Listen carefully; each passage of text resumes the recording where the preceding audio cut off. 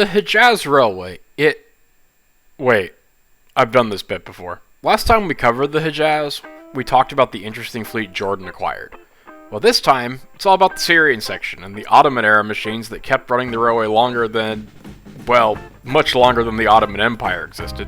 We covered the railway's early history last time, so this time we'll cover a bit of the post-World War I history. The system, specifically in the 20s, began to be split up. The branch line to Haifa in then Palestine, known as the Jezreel Valley Railway, was given to Palestine Railways, while the Hejaz itself, under French ownership at the time, became part of Lebanon's Damascus-Hama Railway, or DHP. Several engines of the DHP fleet would migrate to the Hejaz over time. The Hejaz in the 20s also became a railway that only really ran in Syria.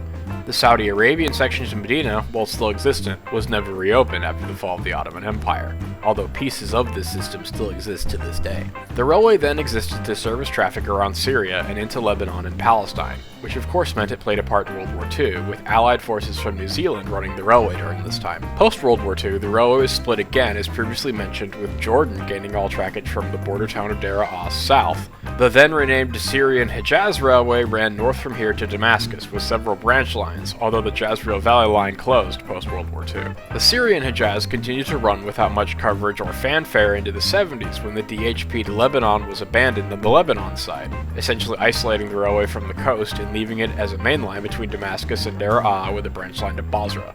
It's also not really known what traffic the newly shrunk railway had. Passenger service remained, although buses were faster and foreigners reported that the Ottoman-era stock was just that, and had not been upgraded since those days, especially the little four-wheelers that were later used for local excursions out of Damascus to cooler climates in the mountains on what was left of the old DHP. Now, motive power?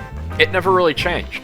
Working from smallest to largest, the railway was home to a motley assortment of tank engines from builders like Borsig and Swiss Locomotive Machine Works. Even the odd rack tank, with the rack gear removed, from the DHP found its way onto the roster. Hartmann even provided some Malleys. Larger power consisted of 280s and small and large variations from Hartmann and Borsig, with the road's biggest power being several Hartmann 282s, although not all of these were delivered due to World War I, being diverted to Indonesia, a topic that will come in a near video. Of note, even though the BBC and Alexi sales say otherwise, just because these engines were in oil, it does not make them diesels. Most railways would modernize this fleet. One where the youngest engines were World War I vintage, but the Hejaz never did, at least steam-wise. When Syria invested in a new standard gauge railway, they did seemingly invest in new traction, these being Romanian-built diesels, railcars, and coaches. These new pieces of equipment, however, as is common for a railway whose infrastructure is just as old as the original motive power, didn't really work too well. The diesels were rough on the track, the rail cars had issues with the extreme climate, but the coaches worked well, sort of, and became the new international train between Syria and Jordan. The biggest problem with this new stock is nobody seemingly thought about the couplers, and from photos I've seen, a couple of flat cars were adapted with a knuckle coupler on one side to connect the Romanian stock with the old school center buffer coupling on all the Ottoman stock. Even with the arrival of these diesels, steam still continued, primarily the chunky Borsig 280s, Hartmann 282s, and a tank engine or two for switching in the rare freight move. As tensions eased, Syria became a place for Westerners to see steam, and members of what one would assume was the standby fleet at Kadem Works were returned to service for visiting groups, although the locomotives would still see occasional turns of regular service.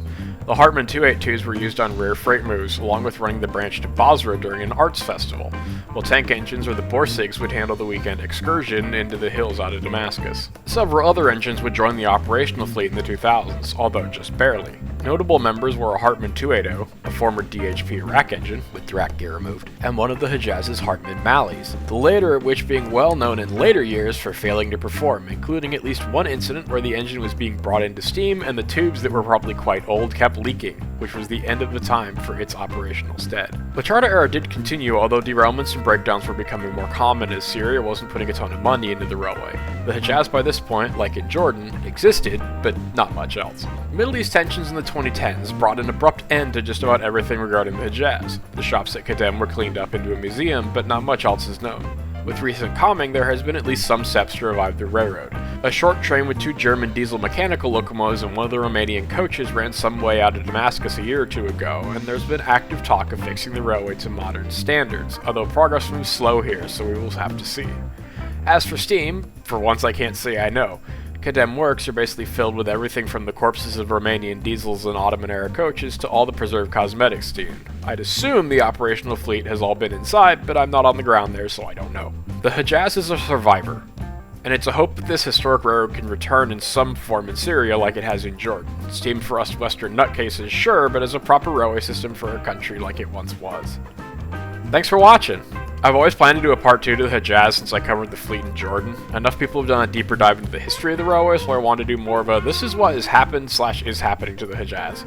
It's truly an amazing railroad, and I'm honestly interested to see where things go for it going forward.